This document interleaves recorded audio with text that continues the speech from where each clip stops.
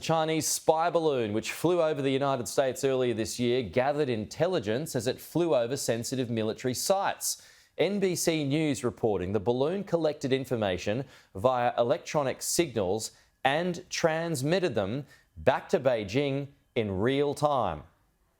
You may remember the spy balloon saga. It hit the headlines in early February. This balloon was seen hovering over sensitive sites in the US.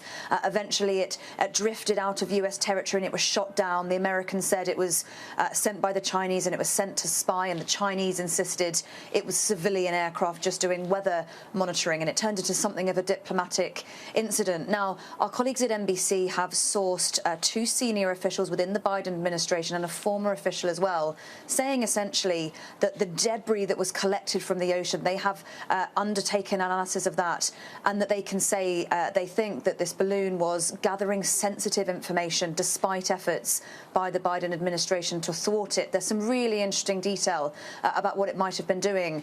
They say that the Chinese were able to control the balloon, that it took multiple passes over some of those sensitive sites, even flying in a figure-of-8 configuration, which apparently is quite complicated to do.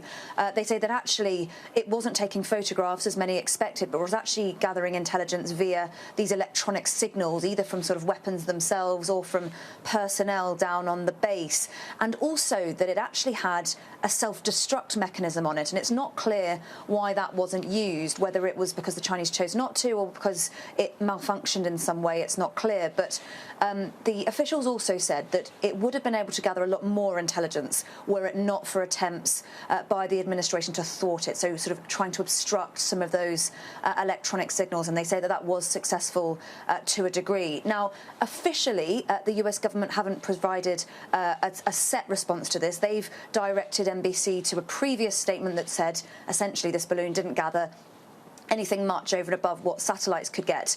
No word from the Chinese yet, and I think there won't be tonight, but we can really expect they will almost certainly resolutely stick to their line throughout this, that this was a civilian aircraft, that it was doing meteorological research, that they will say the Americans overreacted, that this sort of dramatic action of shooting it down was really intensifying difficult relations between the two. And it is just worth saying that for one balloon, it really has played a huge role in deteriorating relations between the two nations in the last month or so.